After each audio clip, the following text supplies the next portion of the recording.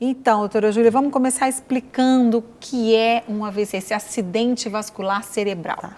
Também as pessoas chamam de derrame, não é isso? Exatamente. Existem vários nomes que as pessoas designam para o AVC e a gente chegou à conclusão que o melhor é falar AVC mesmo, para que todo mundo conheça a doença. E é tão simples, né?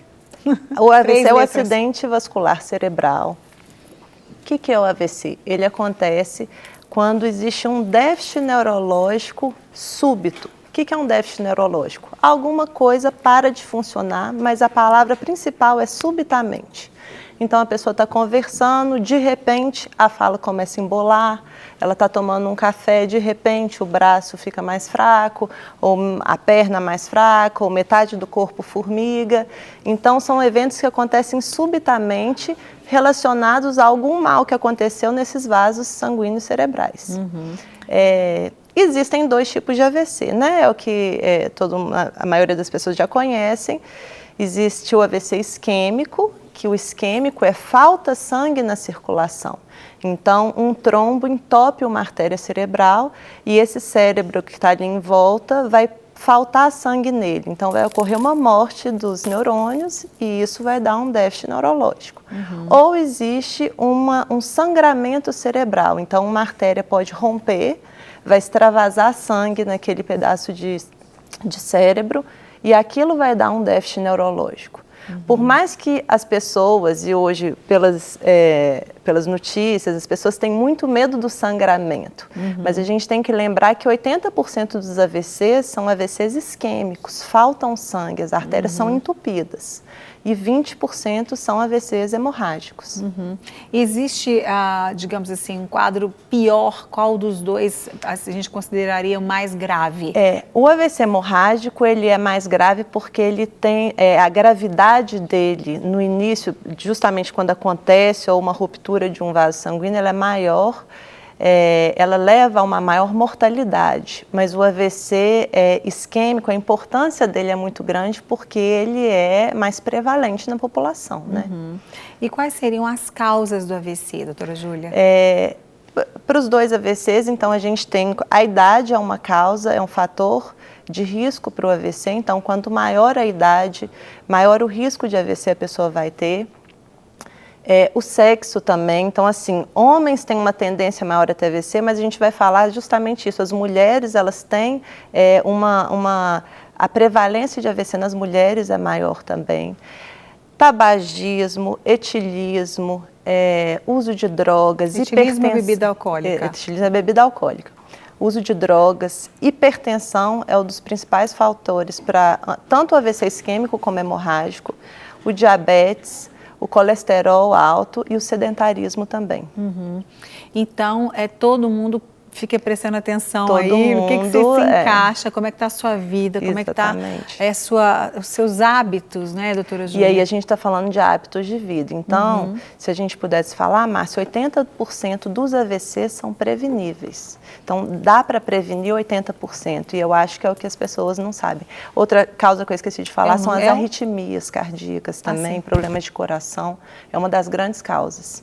Sim, e as pessoas, você acabou de dizer, 80% poderia prevenir o AVC. E é um índice alto, quer dizer, altíssimo, é uma chance maior que todo mundo tem de não ter, né? De não ter, na verdade, uma chance grande que a gente tem de prevenir, de evitar, quer dizer que depende muito mais de nós, porque existem algumas doenças que não dependem tanto de nós, infelizmente.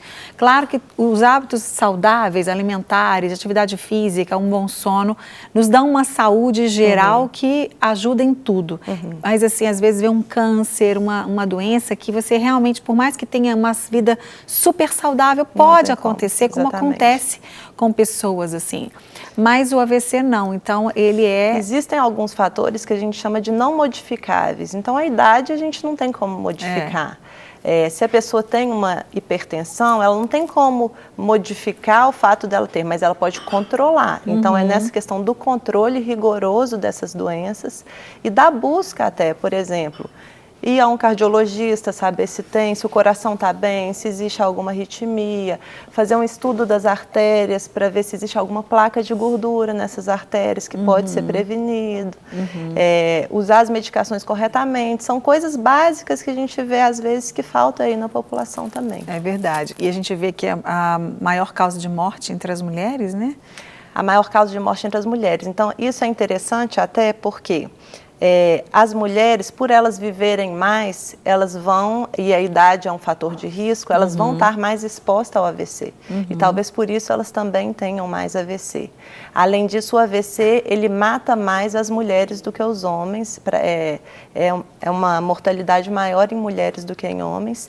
E temos que lembrar também que a mulher tem alguns fatores durante a vida que são característicos da própria mulher. Então, a gestação, o uso de anticoncepcional, a menopausa, às vezes com o uso de terapia de reposição hormonal. Então, a gente sabe que na gestação a pressão pode aumentar, pode existir um diabetes gestacional. E isso tudo são fatores que o homem não participa disso. Então, assim, são fatores acumulativos já num quadro da vida aí mesmo da mulher.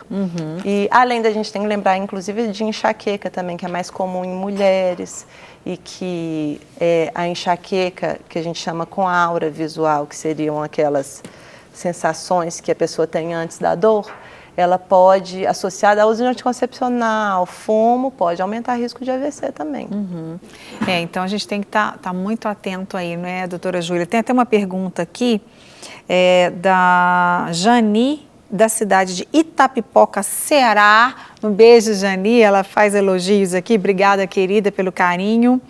E ela diz o seguinte: a minha dúvida é se o estresse, mesmo em pessoas saudáveis, pode ocasionar o AVC. Beijo grande para você também, querida. O estresse a gente vai ver não como o estresse só, o que o estresse induz. Então, o estresse, eu acho que muito do que se fala do estresse, eu estava estressada e tive um AVC, é relacionado à pessoa que já tem uma hipertensão e ela vai ter um pico hipertensivo, às vezes, com o estresse. A gente sabe que depressão também foi constatado que é um fator de risco também para AVC. Então, não é na causa... É isso, é o estresse associado a outros fatores que, às vezes, já estavam descontrolados e que levou a um AVC. Com certeza. Qual é a diferença, doutora Júlia, entre um AVC e outro em relação às sequelas? Por que algumas pessoas ficam com sequelas, outras não? É a área do cérebro que é atingida? Como funciona? Qualquer um dos tipos do AVC, eles podem deixar as mesmas sequelas, independente se faltou sangue ou se sangrou naquela área. Então, o que mais vai interferir se a pessoa vai ou não ter sequelas é a rapidez com que ela é atendida. E eu acho que isso a gente tem que frisar muito. Então, assim, o AVC hoje no Brasil e no mundo, na verdade, ele é uma doença negligenciada. Ele passou anos sendo a primeira causa de morte no Brasil. E se a gente for pensar, as políticas de saúde, o combate ao AVC, implementadas pelo Ministério da Saúde, foram feitas em 2012. Então, assim, hoje a gente está tendo mais consciência disso. Não pode, num país onde por muito tempo foi a primeira causa de mortalidade, as pessoas não saberem o que é o AVC, elas não sabem identificar um AVC. É verdade. Então, por exemplo, todo mundo, quando tem uma dor no peito, morre de medo e vai ao cardiologista. A pessoa perde metade da força do corpo, o que ela faz? Espera em casa para ver se vai passar. Então, assim, o mais importante, eu acho que hoje a gente pode conversar, mostrar para as pessoas que o AVC é uma urgência neurológica, ele tem que ser tratado como uma emergência, de sentir, na hora que eu sentir que alguma coisa mudou, eu tenho que correr para um hospital. Até pegando esse gancho, a gente não falou dos sintomas, você citou um deles aí, que seria essa dormência, essa paralisação de um lado. Então, quais são os sintomas? Lembrar sempre que a palavra seria súbito, então a fala às vezes embolada, ou então não conseguir falar. Geralmente os sintomas são em metade do corpo, então metade do corpo fica um pouco mais fraco do que a outra metade, ou muito mais fraco, ou uma perna fica mais fraca, ou metade do corpo formiga e a outra metade não formiga. A pessoa que ela tem essa sensação, a pessoa que tem o déficit neurológico, ela sabe o que está acontecendo. Ou então, outro sinal de alerta são dores de cabeça muito fortes. Então, assim, a pior da vida porque uma coisa é a pessoa ter uma enxaqueca, já acostuma com uma dorzinha de cabeça, outra coisa é vir um relâmpago na cabeça e é a pior dor da vida que ela tem. Ou então uma confusão mental muito aguda, muito súbita. Então, esses são sinais de alerta que a gente tem que saber e a gente tem que ensinar para que quem está do nosso lado saber reconhecer se um dia aconteça com a gente. Verdade. Porque lembrando, o AVC é uma doença que ele afeta desde crianças, adolescentes, jovens, adultos e idosos. É mesmo, então, todo crianças? mundo, inclusive crianças. Porque existem fatores que são fatores genéticos, inclusive, trombofilias, então que aí não vem com a idade, né? A pessoa nasceu assim, então assim, ela tem um fator maior para isso, um risco maior. Muitas vezes essa é relacionada à pílula anticoncepcional, a gente vê falar, mas aumenta o risco. Então assim, adolescentes tendo AVC, a gente encontra muito. Para receber todas as novidades do canal, inscreva-se e se curtir o vídeo, clique em gostei. Aproveite para acompanhar a Rede Super nas redes sociais.